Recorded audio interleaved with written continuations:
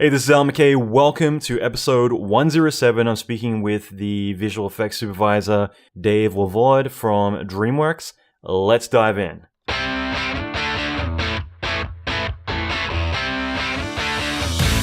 Welcome to the Alan McKay Podcast. Alan is an Emmy Award-winning visual effects artist and mentor to many leading industry experts. Listen in as Alan talks with other industry leaders in film, video games, and visual effects about their experience, lessons, and methodology. Alan will teach you pivotal advice to fast-track your career, better your skills, and reach your ultimate dream job. Check out the latest episodes on alanmckay.com.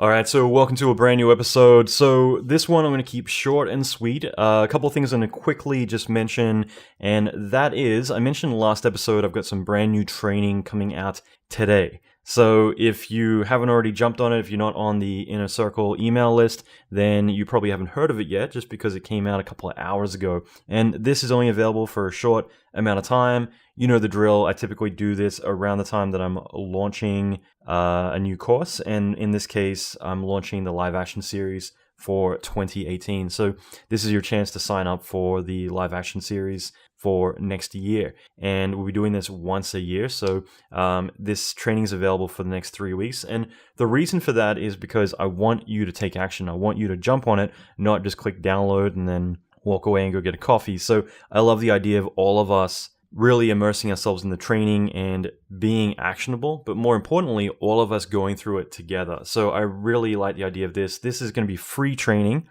and it's actually going to be live action based, but more importantly, it's a real performance. So what I decided to do was to go on a shoot recently and have some really cool character-driven visual effects, live-action character-driven effects. So I won't spoil it yet, but lots of fluids, lots of new features we're going to take advantage of. It's going to be really cool training. You can check it out if you want to go to the show notes, as well as be able to access all the information about this episode, links, resources, quotes, all that good stuff. Just go to alanmckay.com/107, and you'll be able to see a link in there to sign up for the free training, as well as get all the other goodies that are on the show notes page for this episode. So again, alanmckay.com/107. All right, so that is it. This episode is with Dave Walvoord, who's a VFX supervisor for DreamWorks, and he's worked on a lot of the Kung Fu Panda and How to Train Your Dragon films, as well as working initially on Bunny, if you can remember that from Blue Sky back in the day. So naturally, we kind of take a trip down memory lane, talking about a lot of that stuff. Like, I think Bunny was like 2000, I think is when it came out, or 2001, and Fight Club and a lot of other cool stuff. So definitely a really cool episode. And I've got a few other really great ones coming up. Next episode is with Art Markman, who's a best-selling author, talking about neuroscience, which his PhD is in, talking about human behavior and just a lot about habit forming and breaking habits and a lot of other good stuff, which I know is a little bit different. You wouldn't typically associate that with visual effects, but I think that this is something that is really kind of the glue that allows us to go from not getting shit done to actually getting shit done. And I'm also interviewing Philip Trott, who is one of the top immigration lawyers for the UK, about how to work in the UK and live in the UK and all that good stuff. I've also got some other really awesome episodes coming up with Marvel, id Software, and loads of other ones. So much stuff happening. Also, keep an eye out for episode 108, which is going to be Friday. So that's one thing I totally forgot to mention, is that December 1st is the beginning of a boot camp session. So as I mentioned last episode,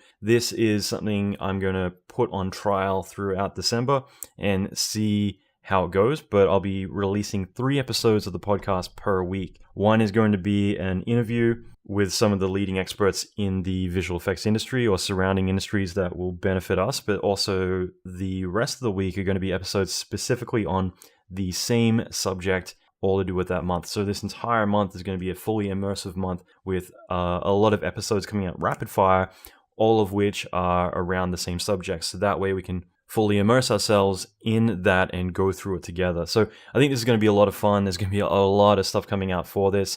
That is all I'll mention for now, but keep an eye out Friday for December 1st for episode 108 as we move into the last month of 2017. All right, so that is it. Let's dive into this episode. So how did you kind of start out in the beginning? Were you always more on the creative side, or did you study different areas, or how do you? No, I started out very technical. I went to my undergraduate at Texas A&M University because I was from a very small town in Texas, and that was like an awesome school when you're from a very small town in Texas. And I did computer science, and I graduated, and at that point, the only thing I really knew was that I didn't know enough to do anything that sounded interesting.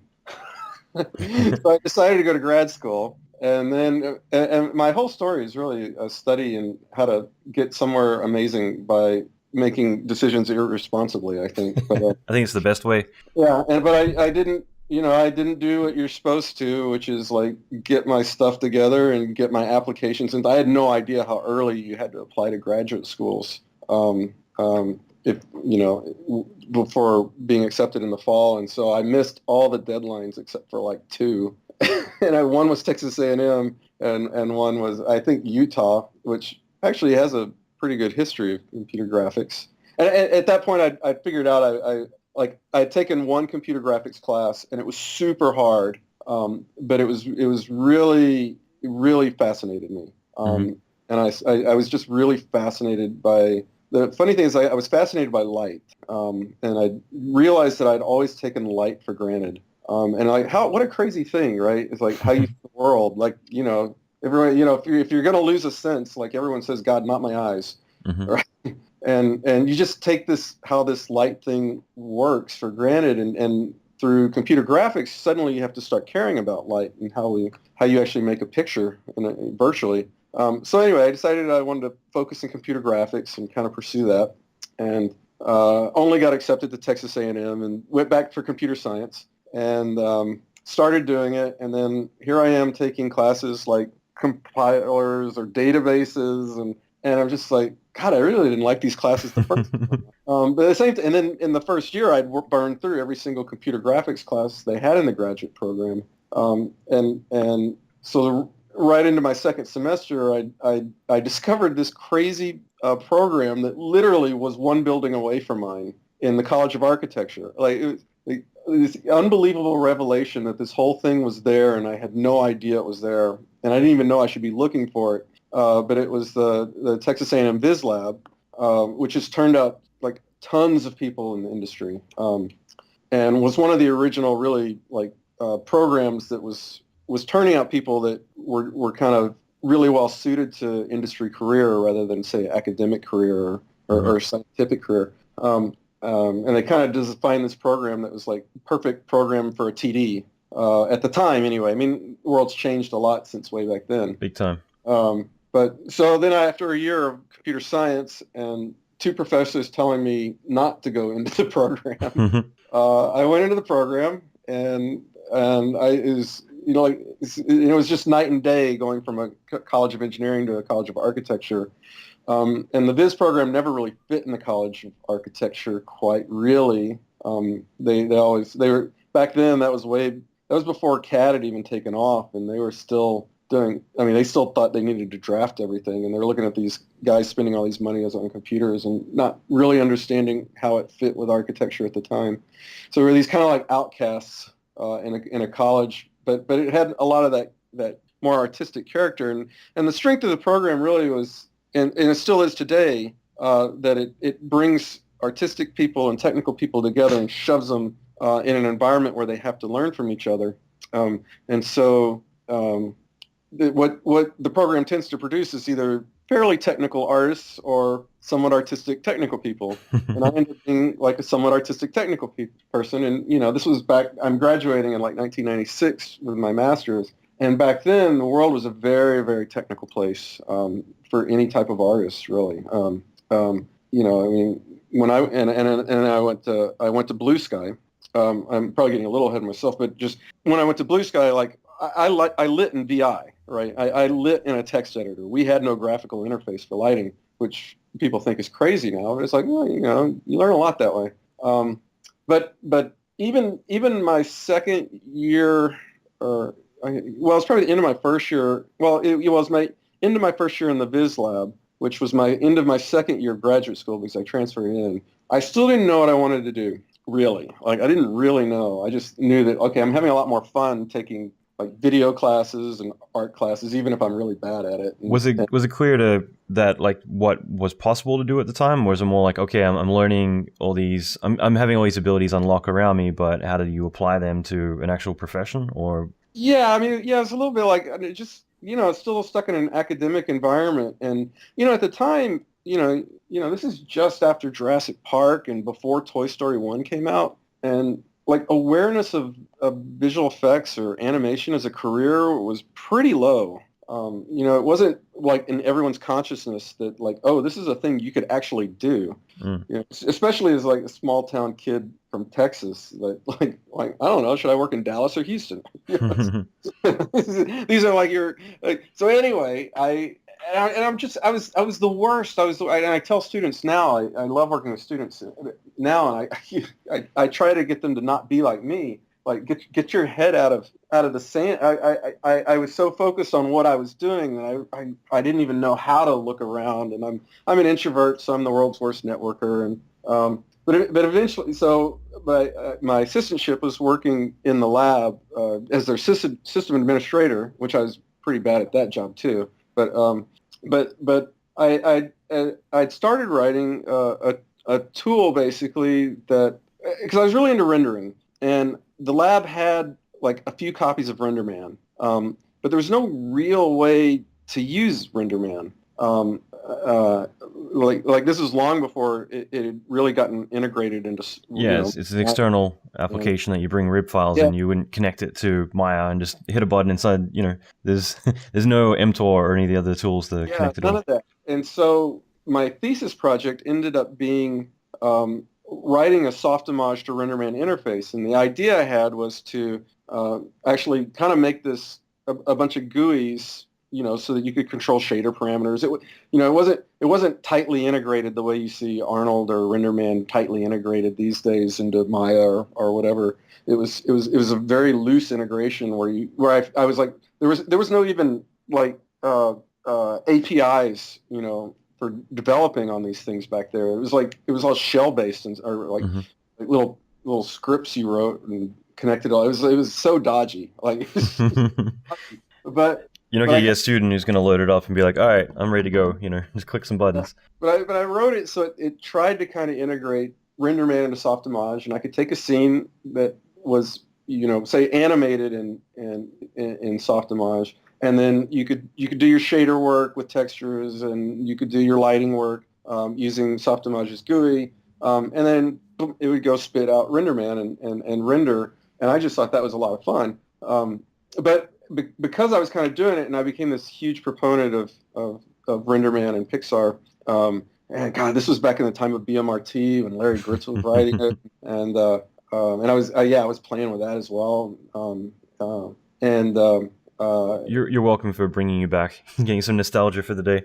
Oh yeah. So I get kind of lost in these things at times. But so the guy I was working for that ran the lab said, well, you should really come out to SIGGRAPH. I got this meeting with Pixar, maybe to talk about licensing deal, for the lab. Like, why don't you come and bring your stuff and show them? And I was like, oh, okay. I mean, this was probably like a month before SIGGRAPH. I think it was so last minute. And I was like, well, it sounds like I should do this. And so I got like a full conference pass to SIGGRAPH and flew out. It was the year it was in LA, and I think it was the year before Toy Story came out. I mean, this was probably 95, I believe. Mm-hmm. And then, and I remember going, and I saw, I can't remember who it was. I saw Jurassic Park talk, and I can't remember if it was Joe Letteri that did it or someone else. It was like whoever was supposed to do it didn't do it because they couldn't make it, and which is why it's forever confused in my head as who I saw. But I was like blown away by that. And then I remember seeing this really stupid Listerine commercial that Pixar had done, where it was like a Listerine bottle acting like it was Robin Hood. Like it was back in the 90s where you got these super silly animated commercials that were just fun. And the guys talked about just talked about making that commercial and all the craziness associated. And I even remember the story about them literally chasing the FedEx truck because they'd missed the FedEx pickup and really tracking down the driver so they could hand him the tape to deliver it for their airtime. And I was and it's just in that moment sitting there in SIGGRAPH, I was just like, this is what I want to do. Mm-hmm. Like, and suddenly everything crystallized, and then I had one more year of graduate school, and for that 1 year, I got incredibly focused. Like finally, I understood what I wanted to do, and I had some idea of like oh, if I want to do this, this is what these guys are going to want to see. And at that point, I started to reach out a lot then I started to care about networking. And great thing about going to Texas A&M is we had alumni at Pixar, we had alumni at actually, maybe not at Pixar at the time, but we had a lot of alumni at ILM, a ton of alumni at ILM. We had guys at Disney, we had guys at Blue Sky, and I started reaching out to guys like that, just connecting with them and even sending them questions about my thesis. And I got really lucky. I emailed a question to an alumni of mine, and it was probably a software thing, and he replied back, well, I don't know how to answer this, but I think my boss can. And he forwarded my email onto Hilmar Koch, who's now I know Hilmar. Yeah. And Hilmar took an interest in me and kind of became my mentor, and would check in on me maybe once every 2 months or something through email. And that became a really important lesson for me, because I had interviews, and then I went to SIGGRAPH 96. I presented my thesis. It went over really, really fantastically. But I secured my job before then. But so this was a time when like everybody was hiring, like everybody needed people. It was it was a giant buzz. I mean, CGI essentially for mainstream had been invented in a way. It's like it had been put on the map by obviously Toy Story, Jurassic Park, things like that. Kind of greenlighting the world to make bad CGI for 10 years. There was just so much work out there and so many big projects that if you'd seen a Silicon Graphics machine, like you'd get hired. Like it was unbelievable how the bar was so low for us. It was amazing. And they were starting to pay because they needed people so bad.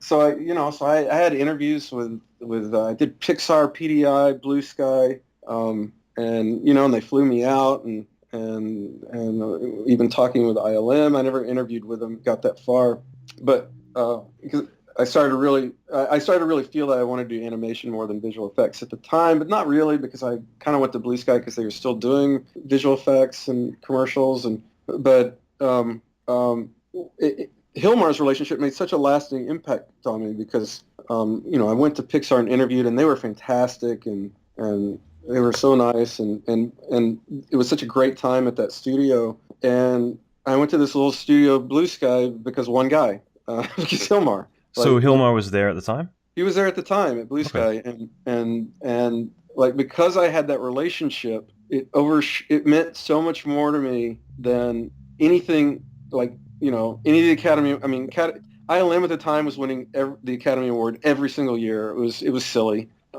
They dominated so much, and like everybody wanted to work for ILM, and then Pixar came out with Toy Story, and they were on top of the world, and then here I am going to this little upstart Blue Sky on the East Coast, away from everyone. East Coast, like maybe 40 people. Like I didn't care. Hilmar was there, and then when I interviewed, I met Carl Ludwig, who wrote their Ray Tracer CGI studio, and was one of the founders. And interesting enough, if you talk to Marcos from Solid Angle. Marcos and I grew up together, like online, but when I was like 14, he and I were buddies before he ever even came out with Arnold.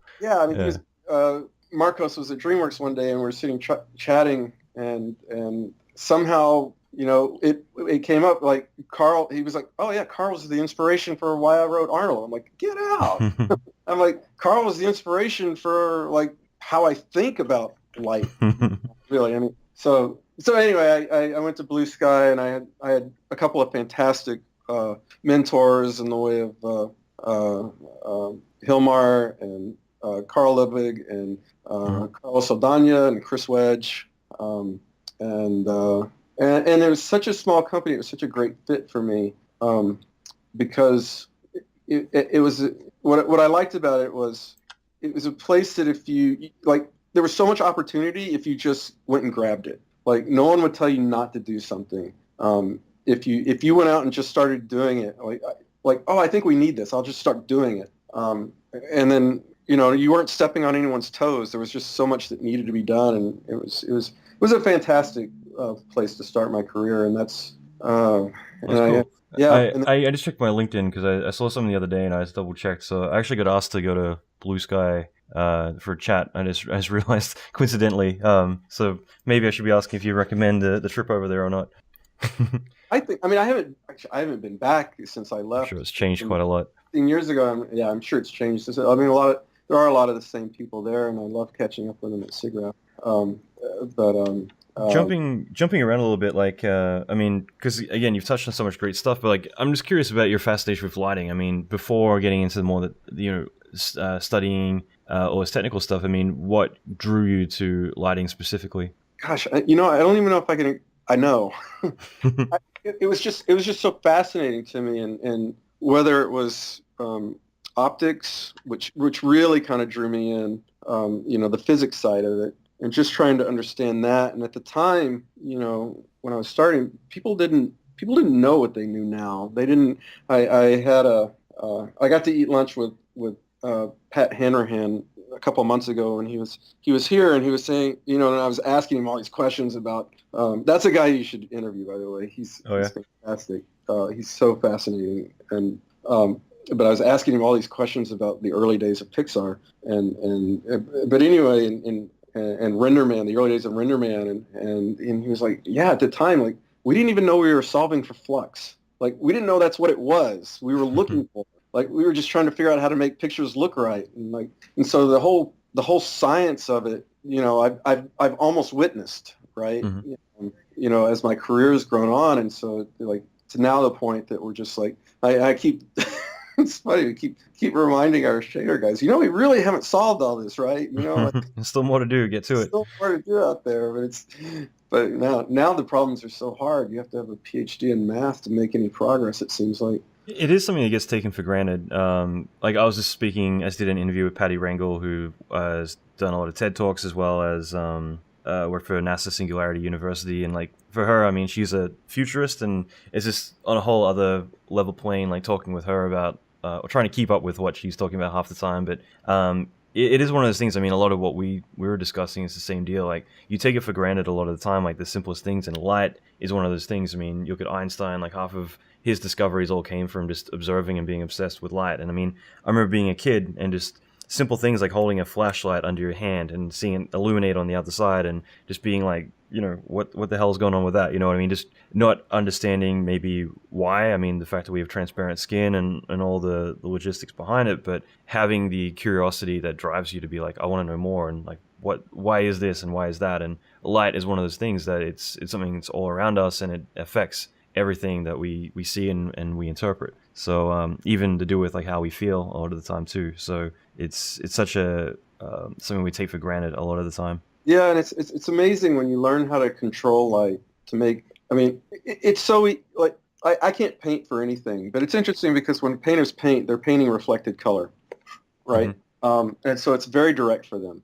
When we light, it's very indirect. It's a lot more like a physics simulation or an effects simulation, like a fluid simulation, right? You're basically setting the inputs to the universe, right, and how all these photons are going to bounce around and shine on everything.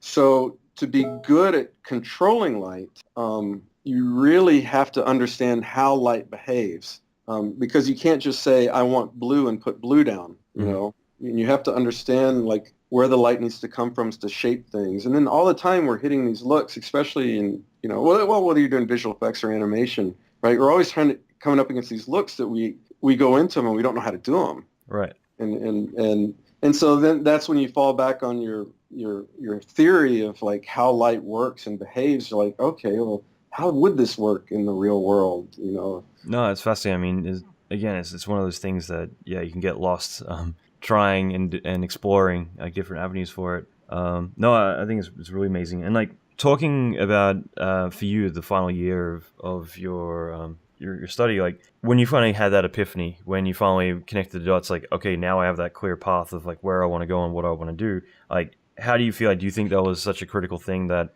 for a lot of us we might explore and dabble and kind of fumble our way a little bit in terms of like, I have a general idea of where I'm going, but like when you actually lock into like that aha moment of, all right, now I know, like, this is what I want to do. Like, how much of a shift, I guess, mindset wise, was it for you to have now that direction that you wanted to hit? Well, it was a relief, but the interesting thing is I got lost again. So at Blue Sky, I kind of started as a generalist because that's what we did back then. And very quickly, every chance I got, I would specialize in either lighting or look dev, or I even wrote their first system way back. It was awful, but so I was even doing things like that.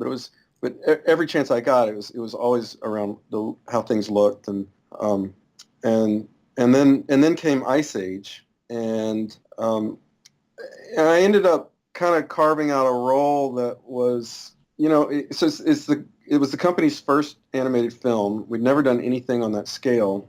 And the company really looked to me in a lot of ways to help them figure out how do we make a movie. And so I ended up biting off a lot of problems that no one really wanted to bite off, whether it was pipeline or we got this deal from Compaq to supply all of our computers, but along with supplying our computers and our render farm, they threw in all the file servers, and turns out their file servers were garbage, and you couldn't light up the render farm without kicking over the file server, and then we had to put in a new queue, and it was one of those crazy times where and then the R&D guys weren't talking to the pipeline guys, and weren't talking to the systems guys, and I ended up kind of being the guy a lot of times going in between everybody, trying to get everybody on the same page, and building the system that basically a pipeline that could scale. And it was kind of okay because making a film for the first time at the company was really exciting. And the downside was, without kind of realizing it, I started working myself out of a creative role for the first time.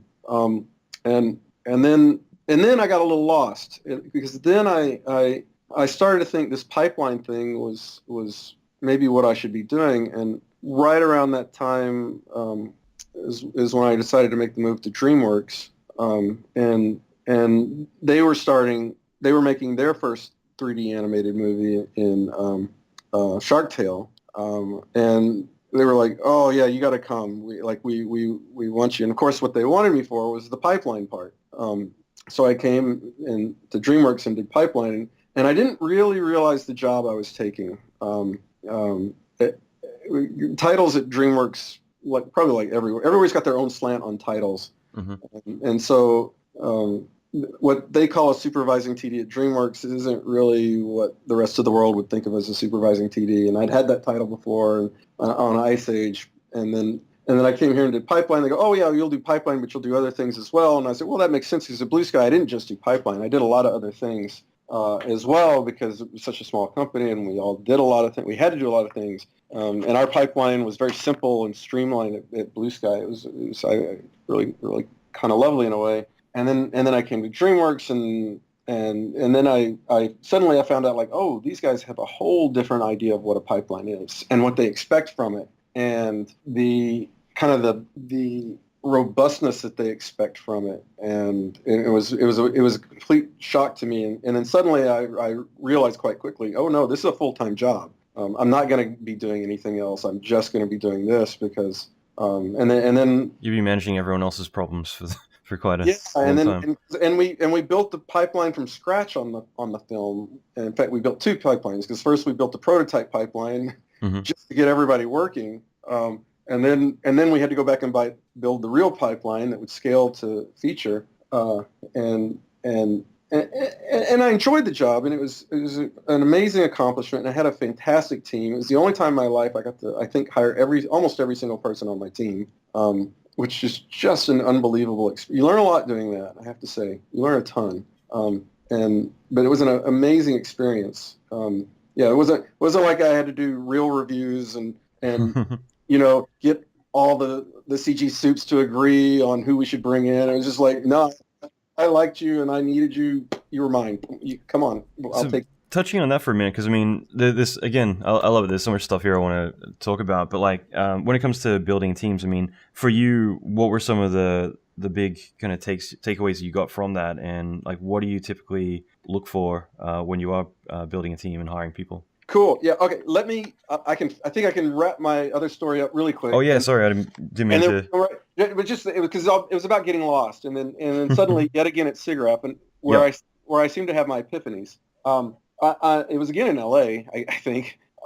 It was after Shark Tale, and I remember, I think it was probably day 2 or whatever, and I'm walking towards the convention center, and I was just like, I don't even want to go. I was like, I'm not even sure I want to do this anymore. And I was just like, why am I not excited about this conference? And it really, I really had to think about it. And what actually, this was probably before Shark Tale was over, actually. But it really, at some point, I really figured out it's because I stopped being creative. I got too far away from the picture, and I always got into the business because of the pictures. And now suddenly I wasn't connected directly to the picture anymore, and that wasn't okay.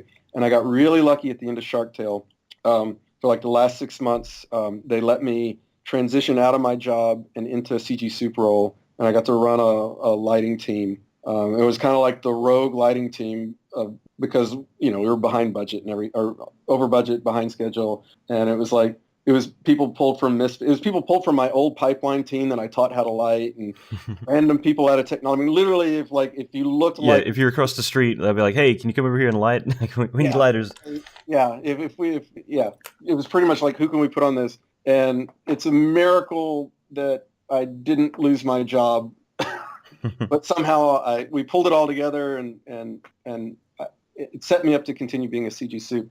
And then I realized, like, okay, this is like, I can never ever allow myself to get away from the pictures again, and so I haven't from that point on. For team building, that's a fun topic. That's because I did build such a great team on Shark Tale, and we had a pretty rigorous process about how we did it. So initially, it was in the very building the core team, it was just me. And at that point, I didn't really have I don't know that I had like a well codified kind of thing of what I was looking for. I was getting recommendations. I was getting, but I ended up pulling in people, and somehow a team formed in spite of me. It's like, I don't know that anything I was doing was about how I was hiring was coherent, but I ended up getting a really good team of people. And I learned something, because not all my hires were brilliant. I had a couple that maybe weren't brilliant hires. And when you come to this crossroads, okay, well, what do I do about the fact that maybe I didn't hire the right people? And it was this realization that it wasn't just the problem with the person; it was the problem with me as well. It was like, okay, it's on me to make these people successful as a manager, and that was a really important realization in my career, and learning to actually try to become a manager. Because I feel like, I felt like I owned I couldn't blame anybody else, because there was no committee that I went through. It was me making that call to hire the person. It was like, all right, I own this decision. They got a contract. I must make this successful. Mm-hmm. And I think that helped probably make us a team, because it made me invested in everyone's success equally, whether they were my strongest or my weakest at the time. And all those bad decisions, which seemed bad in who I hired at the time, turned out to be perfectly fine decisions once I changed my mind about the investment that I needed to make in the people. And so then we had a very small core team, and time came where we needed to hire more people and to help support the rest of the show. And at that point, my team got super nervous, and one of them came and talked to me and said, "So how are you planning on doing this hiring thing?" And in my head, I was like, I was thinking like, "Oh, I'm going to do what I did with you guys. I'm just going to hire people. It'd be great." But the person coming to talk to me said, maybe I better rethink this from my team's perspective, because I bet they care a lot about who I'm about to shove in the cubicle next to them. Mm-hmm. And on top of that, I made the decision to hire all students for this next round. Which is going to be a lot more responsibility for your current peers, like your current team, to adapt to Yeah, them. yeah, and partly it was motivated by, and that was a very non-DreamWorks thing. At the time, like DreamWorks didn't hire students. Like they only, it was like a cultural thing, and I even had to get like executive approval even to hire students. But when the producers came to me and said we want you to hire this many people, and you don't have a lot of money. And I said, okay, well, if I can't pay people, the only way to get good people is to get students. And it was something I felt very comfortable with because the culture of Blue Sky was very much about hiring students. And I was very comfortable bringing students in and working with them and giving them opportunity and seeing what they could do. So I felt good about it. And it occurred to me then that I need to make my team comfortable with it. So I said, well, we need to hire, I think it was like 5 or 6 people. And I said, we're going to hire students because I don't have enough money to hire good, experienced people. I only have enough money to hire bad, experienced people. So why do we want that? So let's go get students. And I said, and taking my own example, I said, I'm going to interview them, and then all of you are going to interview them. And we're going to structure the interviews in a certain way. So like I kind of did like an overall interview, and then I had 2 of my team members did a very technical interview, like even to the point where we were putting people up on whiteboards and solving math problems. We take 2 of them and said, just like see if you like them. Tell me if you like them. Like Would you want to have a beer with them at the end of the day, basically? Yeah. Is this somebody you can hang out with, right? Yeah. Is this someone that that's not a jerk, that wants to be part of the team? And then the other 2, I forgot what the other 2 was. Gosh, at the time. But it all kind of came down to starting to figure out what we were looking for. It was we wanted smart people. We wanted people that we could work with, that we like to work with, and people that were incredibly passionate. And it was kind of like, if we find those 3 things and they don't know anything about what we do, that might just be okay. And at least one of the people we hired was like that, where they knew very little about computer graphics. But it was a student who I still work with to this day.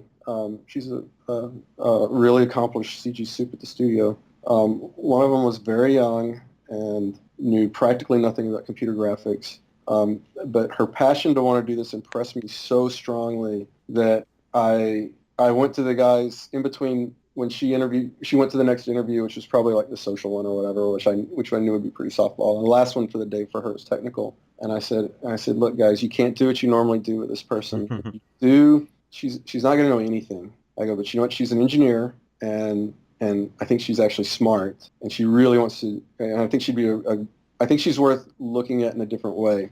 And so I said, here's what I want you to do. I want you to teach her something. See if you can teach her something, like literally on a whiteboard. And from what I heard, it's probably one of the hardest interviews anyone maybe has ever had to do in this business. Wow. It was math problems on a whiteboard, and math she didn't know, to see if she could pick it up and learn it. And at the end of the day, my 2 toughest team members, the 2 hardcore, most technical team members were the ones who were like saying, yeah, let's hire her. That's brilliant. Yeah, and she's still here. I've been working with her for probably 14 years now. And yeah. And it all worked out. It's all because that's what we were looking for. No, and it's so great that you're willing to adapt, because that's the thing too, is that like not every interview model is going to always work, because you're right. Like, I'd like to think I'm a pretty technical person, but at the same time, especially just kind of thinking back, like if this was at the very beginning of my career, what if I'm one of those people who freezes up on the spot or something, and even though you can perform really well, maybe it's just you're uncomfortable in interviews or whatever sorts of things pop up. But the fact that you guys are willing to anticipate that, one model might not work the best for some and adapt it to still be able to, not go lenient on someone, but still kind of put them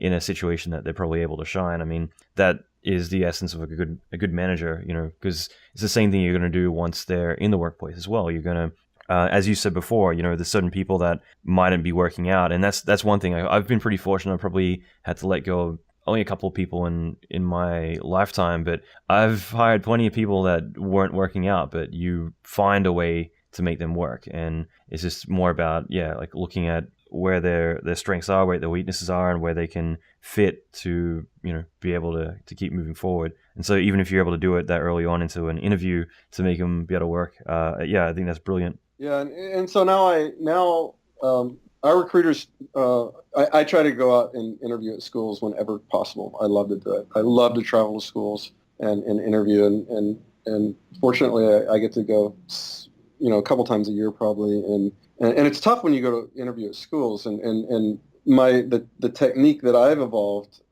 is I try to be a hard interview. I actually try to what I like to say is I'm trying to get to the point where I find out what you don't know. Mm-hmm. And I'm going to push as far. So everyone I like when I interview them usually thinks it's a bad interview because I push them to the point where they don't know the answers to questions. And so they usually think that like, oh, he's like, it didn't go. And the people that think they did a good interview, it's because I kind of gave up trying to push anywhere. I knew you were going to say that too. Let's just talk about the weather. Like, you don't want to waste their time. You're like, all right, like, yeah, this is going to work out. And I love those kind of interviews. And what I would tell anyone out there that's a student is you have to sell yourself, and you have to come in with confidence. And obviously your reel matters a lot. But I look at resumes quite a bit, but not for the reason most people think. I don't know that I care so much about, what I look for is what people put on their resumes that they say they've done. And I always say that if you put anything on your resume that you say you'd better know it, right? And you'll see students put things like, oh, I know Fortran on my resume. Why don't you put that on there just because you had a Fortran class, right? But if you put on your resume, Renderman, you should expect me to come after you on Renderman. Like, I don't care that, like, if you just did one little project in it and rendered a couple of spheres, you don't know Renderman. That's right. Not knowing Renderman. And it's like, so if you put it on that resume, I consider it fair game. And I interview based on looking at who you present yourself to be. If you put it on your demo reel, it's fair game for the interview. If you put it on your resume, it's fair game for the resume. And I'll dig as deep as I can to find out what you know about what you know. So I think people try to put too much on their reels and resumes at times. Mm-hmm. And what we care about is what you know, what you really did. Anyway.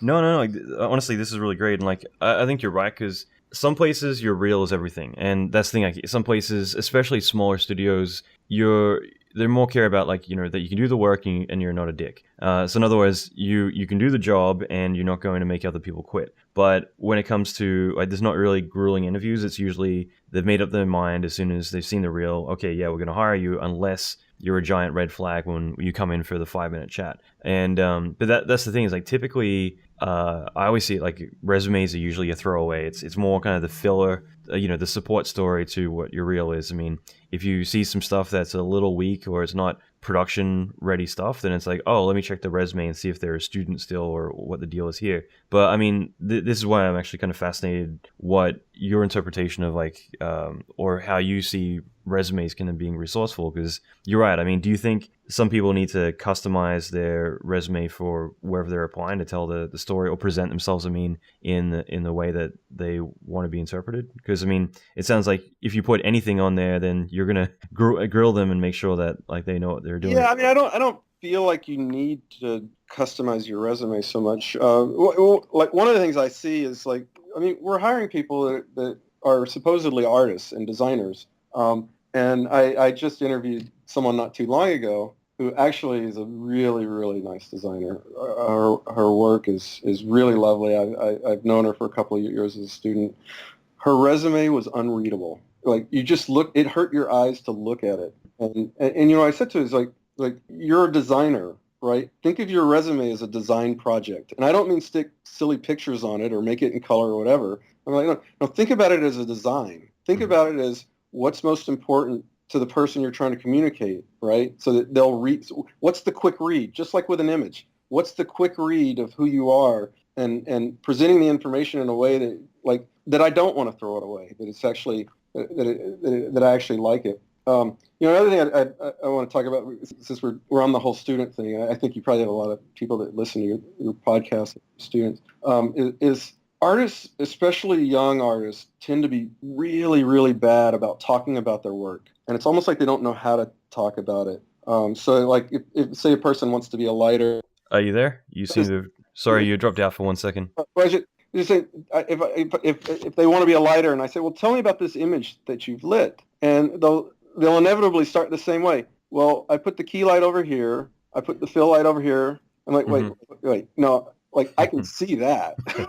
Like I can see where your lights are coming from. Why are you doing this? What are you trying to feel? What are you trying to communicate to me, right? Like lighting's my background, so when I teach this, I say, we're visual storytellers. Our job is to tell a story through pictures, and no matter what the content of the scene is, how I light it should reinforce that content. If it's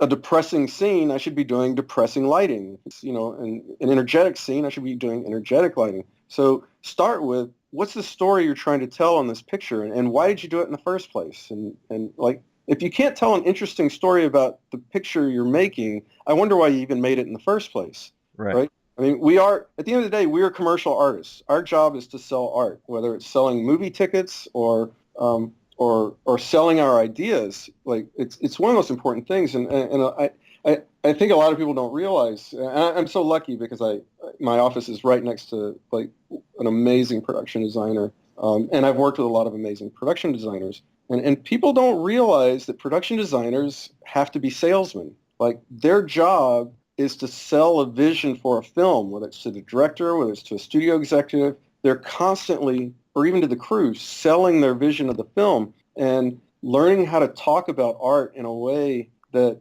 communicates your visual ideas and what makes it special and why anyone would want to see it in the first place. It's an amazingly valuable skill to have. And if you start thinking about it that way, and because honestly, you should be doing that when you do your work anyway.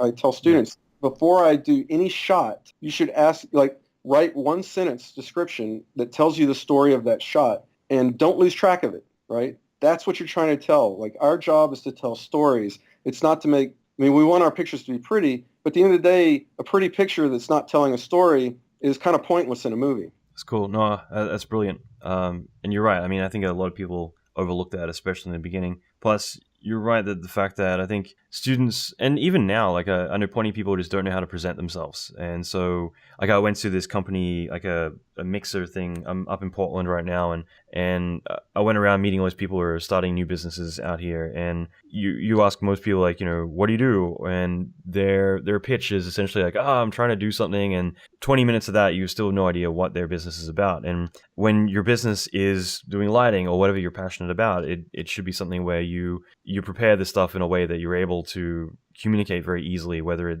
it's to someone who is in this industry or someone outside of this industry. You want to have that canned material to say, I'm this. You don't want to say I do 3D, because how are you going to stand out from anyone else? But if you're able to say, I'm a lighter, I traditionally do a lot more photorealistic lighting, and I like live action feature films, so that's my main strength, but I also do this, and this, that's just going to sum it up in a second. Like, okay, great, now I know exactly what you're about, and I also know all the backup things that you do as well, so, if there's no work for that, I can place you in other areas. But if you say 3D, shit, I'm not going to think twice about, like, how I'm going to place you later, because it's such an arbitrary way to describe yourself. So on the first Kung Fu Panda, I was a CG soup, and I was running a lighting team. We're doing sequence Tai Lung Escapes, which is it's when Tai Lung's in the prison and he escapes and he beats up a bunch of rhino guards and blows the place up. And it was one of the sequences that I'm most proud of from a visual standpoint. The production designer's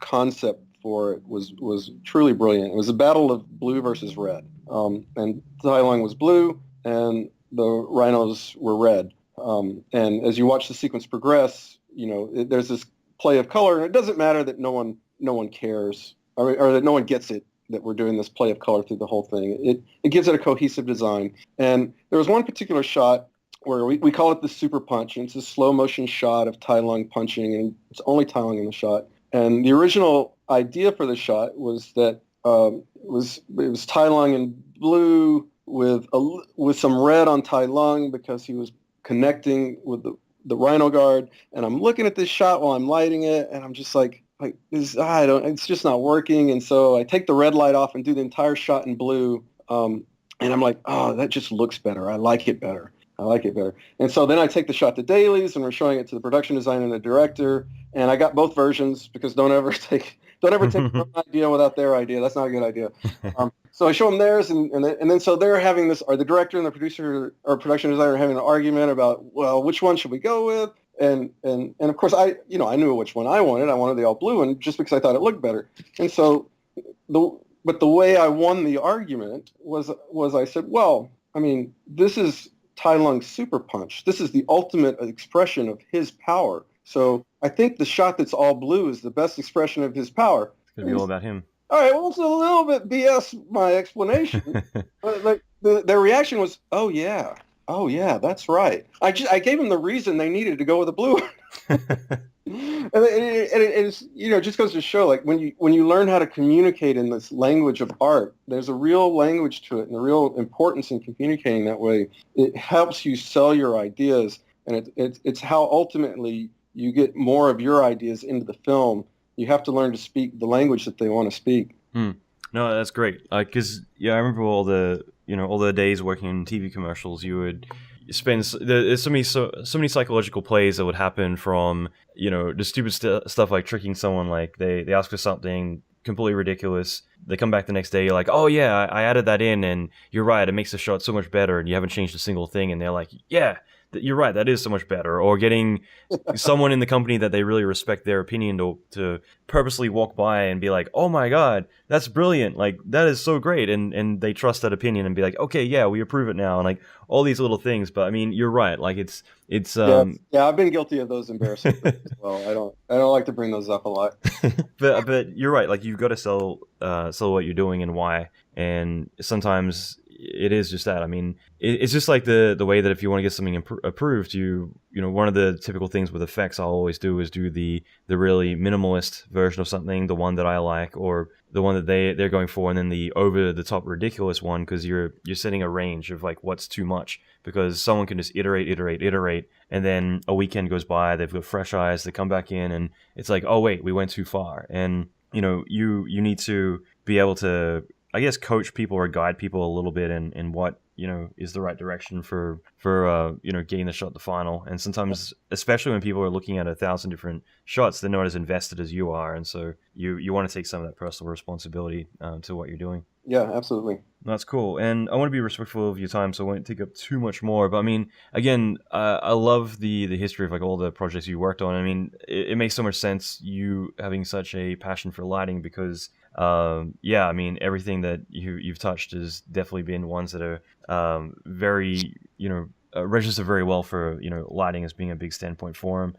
Going back to Bunny, just because I want to touch on that, because it's a classic, but at the same time, when you are talking about lighting, I mean, I haven't seen it since probably, I don't know, 2000 or 99, but that was one that always kind of stuck out as having, a great lighting and mood to it. It definitely had its own feel, especially at the time when there weren't that many short films that went in that direction of more subtlety, and minimalism. I mean, so what was it like working on that, and what were your contributions to it? That was crazy. That's probably the only film I ever really got to work very closely with Chris Wedge, and I learned so much from him. So I had just done a film called Simple Wish, which was horrible, and I think it ended Mara Wilson's career, who was Matilda. It was so bad. But before that, so Blue Sky was a ray tracer. It was the first studio ray tracing, way before anybody else thought it was practical. And they didn't have a solution for how to ray trace fur, and the R&D guys were having a lot of trouble with it. And I ended up figuring it out in production, and it was a terribly hacky method, but it worked. And I made this stupid little mouse that at the time I thought was just the greatest thing ever. It was, but after I did that, Chris Wedge walked by and said, I like the mouse. How'd you like to do Bunny? And I said, great. I mean, Bunny had been around forever at that point. It had been his, pet project he'd been working on forever. And so he gave me his photo reference for Bunny. In fact, I still have it on my bulletin board. I still have it. That's so cool. That we used for it. and so I started doing all the fur for it, and that's how I got involved. And then it kind of lingered around for a while as we moved on to other projects and did other things. Like I got to do 2 shots on Fight Club. So were they the penguin? Yeah, penguin. Yeah, the fur for the penguin. I'd never had such a cushy budget in my life. It was unbelievable. I had so much time to do 2 shots. I rewrote the entire fur system, which ended up getting used on Ice Age.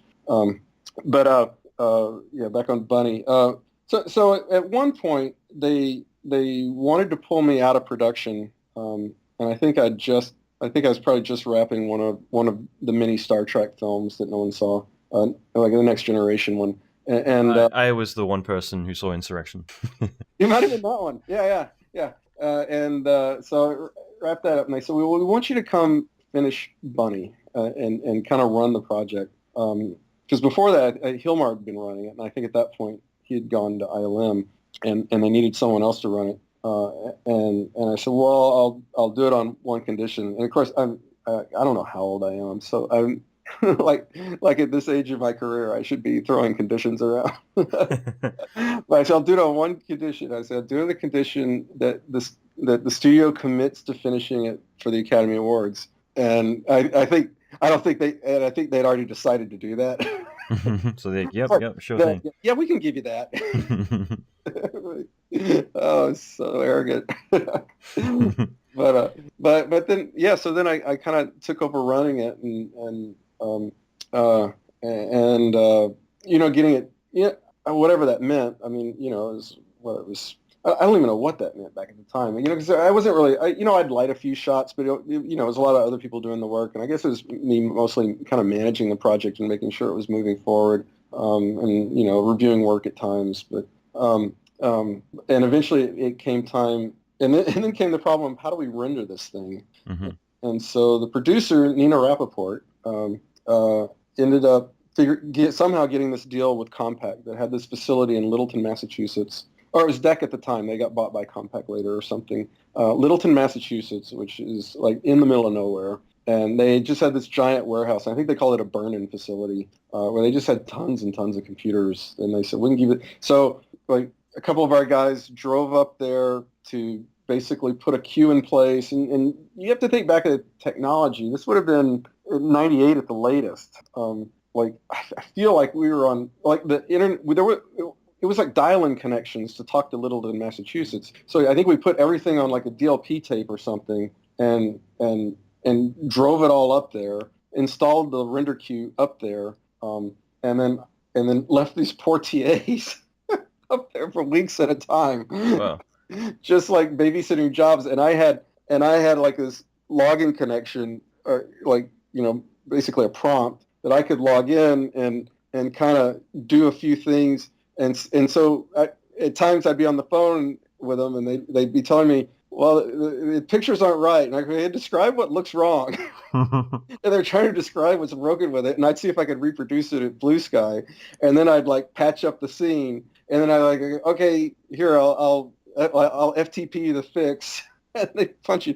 Like, it was just ridiculous. And eventually I went up there for a couple of weeks or something.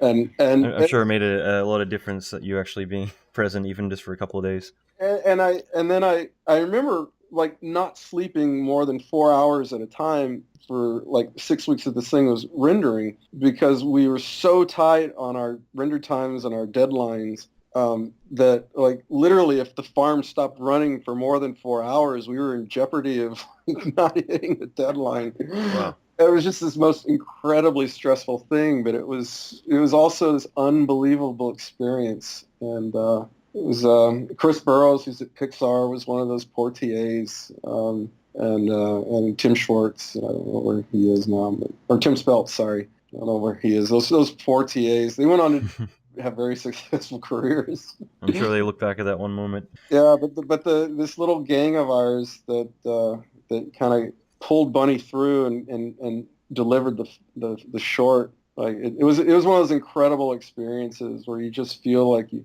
done the impossible, and then it went on to win the Academy Award, which was fantastic. And because of that, it probably saved the company, because they got Ice Age, and save the company might be too strong a word, but it might have. I mean, it was getting to the times where money was getting tight, and they were getting worried about making payroll, and which is pretty natural for all visual effects studios. So yeah. And eventually they kind of did the Blue Sky VFX merger with Fox, and which was kind of a short-lived thing, but at least Fox ended up keeping them, and then started doing Ice Age, and Chris Meledandri was the Fox executive, who's now gone on, obviously, with Illumination to be incredibly successful. Yeah, no, that's really great. And I'll try to wrap things up, but like, I guess going back to the hiring thing, because again, I think that, as you mentioned, having a passion for encouraging students and giving them a break, and I think it's really, it's such an influential thing, because I think a lot of people always struggle when they get out of school to kind of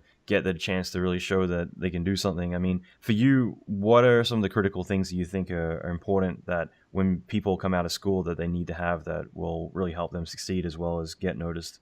Yeah. Well, I mean, again, for me, I look for the same three things. Like, are you smart? Are you passionate? Are you play well as a team? And of course, do you make pretty pictures? I mean, I guess that's the obvious one. Now when I'm looking, well, I go out and interview, and I interview, like, usually they send me. I'm not the guy that actually decides to hire you. I'm kind of the guy that says we should follow up with this guy. We should follow up with this guy.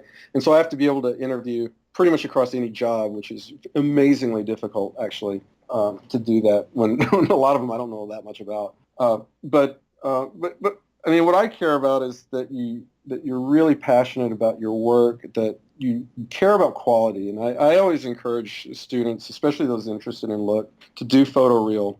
And I mean, I'm in an animation studio. We don't do photoreal, but I really think as a student, well, first of all, the common thing is, a student says, well, I'm going to go into animation, so I don't need to do photoreal. And so then they show you a picture, and you go, well, why did you do that? It doesn't, like, well, you go, oh, well, that's my style. And I go, well, actually what it looks like is you had a problem you didn't know how to solve, and you just said that's my style. Because, I mean, there's no coherent design behind it, or there's no, the thing is, it's like, I do think what, Disney and Pixar and us do with animated movies, when we don't do photoreal, we do very stylized things. And it's actually really difficult to do style. And there's a whole language that has to be built up, that has to be very cohesive and coherent for the thing not to be a giant mess and for people to actually respond to it. And it's really hard to do that. I mean, I have a tremendous amount of respect for photoreal work because that's really hard too. But style is really hard to do well as well for different reasons. But with students, I say do photoreal because, like, what? Not everybody can tell you whether your style is good, and style can be subjective, and you don't necessarily have enough time in the work you're doing, like enough length of duration to actually establish your style so that it's really consistent. Right? But photoreal, we get, and it's like, and what? Great, you want to come work at DreamWorks. What? I'm more likely to give the job to a guy that wants to do photoreal than a guy that shows me style because the photoreal guy is probably going to impress me. But you know what? Weta's probably going to hire the guy that does photoreal. Framestore is going to hire the guy that does photoreal. And I think Disney and Pixar are probably the same way. It's not that we don't hire students that have not done photoreal, but we just respond so well to it because it's obvious when it's right. And the thing is, like, okay, you could show your mother a picture, and if she can't tell it's not a photograph, you've done your job right. That's not true with style, right? It's a lot easier to get like really good feedback about what's not working with images. And one thing I tell students all the time is, so I worked with Jeffrey Katzenberg a long time here, and I always said Jeffrey was the best critic I ever saw. Like, he had this ability to walk into a room and with laser focus tell you everything that was wrong with the picture you were showing him. And once you got over the fact that your feelings were hurt because you thought brilliant, and you stepped back from it, like almost inevitably you would agree that he was right, with a few possible exceptions where I just can't let go of it. But he was right. But what Jeffrey couldn't do is he couldn't tell you how to fix it. He might suggest how to fix it, but he couldn't tell you how to fix it. And I find that's actually quite common. And I think it's one of the reasons that artists stop getting feedback is because you show your work to somebody, and first it's hard to hear the feedback when it's not right. But the feedback, usually people are pretty good at being critics. They're pretty good at telling you what's not working about your image. But then they keep going and they tell you how to fix it. And that's where everything goes wrong, because it's really hard to tell an artist how to fix their work. And the more you do it, the more you start to lose your credibility with the artist, because the solution you're proposing is probably wrong. And it's tough because, like, you know, as a VFX soup, like, a large part of my job is not just telling people what's wrong with their image, but telling them how to fix it. And you know, and it's taken me a long time in my career to even be given the opportunity to tell people how to fix their images. And then it doesn't mean I'm right. So with students especially, or actually anyone out there, the most important thing you can do is show people your work, not be precious, not wait until it's done to show, but get that feedback constantly through, you know, even when you know it's not done and you know you need to take it places. If they tell you what you know you need to do, that's the best thing you could hear, because you know you're on the right track. But listen to what's wrong with your images and stop listening when people start to tell you how to fix it.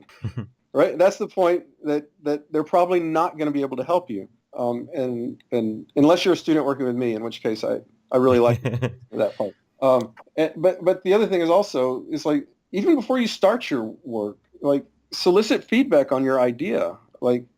Is what you're doing even interesting to someone else? Because, you know, at the end of the day, if you want to be in this industry, even as a student, you're a commercial artist, because when you graduate, your demo reel is you selling yourself. And if your demo reel is full of work that doesn't interest me, I'm not going to give you a job. So I think students probably have this mindset like, oh, well, I'm a student, I can do anything I want, and then I'll be a commercial artist when I have to go make a living. I go, well, the thing is if you want to be a commercial artist when you're living, you kind of need to be a commercial artist when you're a student. And what I find is you might want to tell a story as an artist, as a student, and that story is not compelling to me in the least. That doesn't mean your story idea is bad. What it means is you haven't found a compelling way to tell a story, the story you want to tell.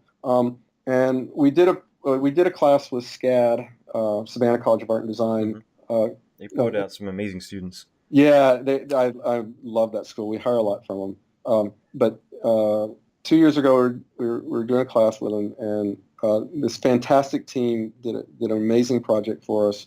It's called Descent. I don't know if it's online or not. You can try Googling it. But it was a story about a space. I do a whole talk about this one project now, because I found it was just like it encompassed everything that students do wrong. but they wanted to tell a story about a crashed spaceship, and it was just so awful and so boring and so uninteresting, and I kept poking at them every week. I was like, and eventually, I think I finally said something that clicked with them when I said, like, look, no one cares about spaceships. We don't care. What we care about is people, right? So tell a story about a person using the spaceships, right? And so what they ended up doing was this crash site, and they put a cracked helmet on top of like a pile of rocks to symbolize where they buried the person, and there was a smoking spaceship in the back, and it was just and the short starts like totally on a reflective visor of the space helmet that's not the part that's not cracked. So all you're seeing is the reflection of the world, and then it slowly pulls back, first revealing a crack in a helmet, and you're like, oh,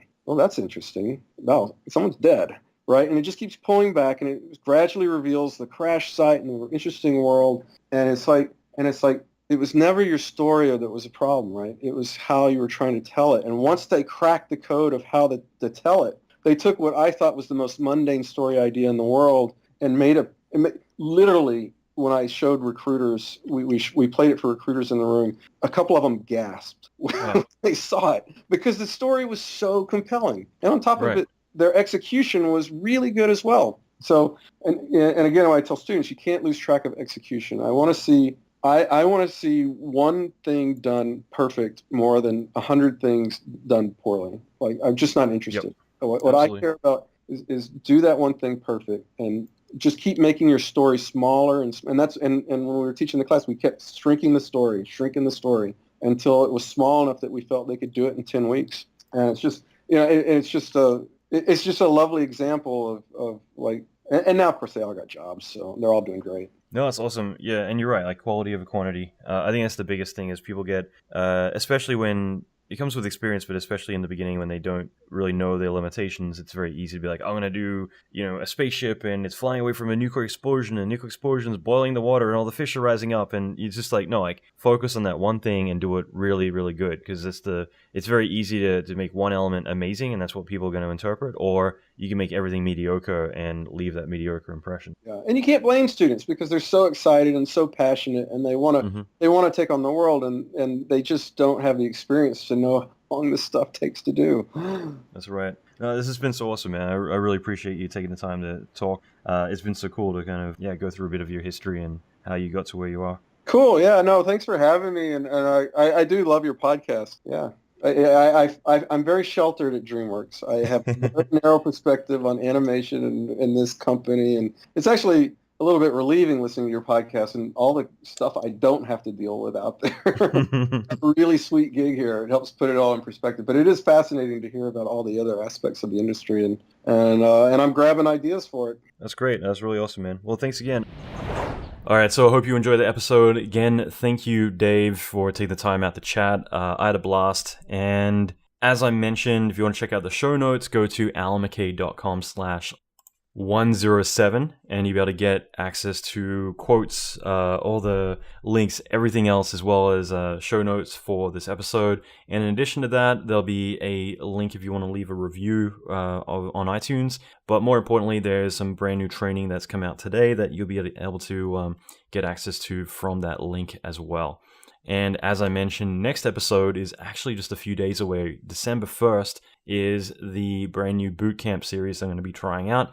And this is a chance to deep dive into a whole lot of content that's specifically focused around one subject. And I'm going to leave that as a surprise, but that will be out in a couple of days. And every week throughout December, there'll be 3 episodes coming out per week, as well as an ebook specifically around that. So that way you can fully immerse yourself in that as well, and videos and a whole lot of other things as well. So I'm excited about this. It's going to be pretty cool. Hopefully it doesn't run me too ragged because I've got so much other stuff on my plate, but let's see. So that is it for now, and I'll be back next week with Art Markman, who is a best-selling author and has a PhD in neuroscience, and we talk a lot about human behavior, forming and breaking habits, as well as just a lot of other really cool stuff that might be too visual effects related, but I honestly do believe it is the glue that allows us to get shit done. Get shit done. You can tell I'm getting tongue-tied right now. I've got a lot of stuff to get through. Maybe that's a habit I need to form. So able to get shit done or get stuff done. So I'm really excited about that episode. It was definitely a lot of fun to do. And like I said, there's a lot of other really cool episodes coming up with Marvel, id Software, Weta's immigration firm, which does like all of their New Zealand employees' visa papers, stuff like that, talking about how to work in New Zealand and how to live and migrate there if you wanted to get a citizenship there, all the current events going on that are shaping New Zealand at the moment and next year. A lot of cool stuff. There's so many awesome episodes coming out. I'm excited about this. And I'd love to get some feedback. So, I mean, if you want, after Friday, let me know what you think of these new episodes coming out because, like I said, there's a lot that I'm trying out, and I love to be able to put out more content, even though I'm probably going to lose my mind doing it. If it is beneficial to you, then it's all worth it that much more. So give me some feedback. Let me know if it is something that you are enjoying. And in general, like if you have any ideas or people that you would love to have on the podcast, let me know. I'm totally open to any new ideas, things like that. So myself and my team are always happy to hear about any cool insights that you would love to hear more about. All right, so that is it. I'll be back December 1st. Rock on.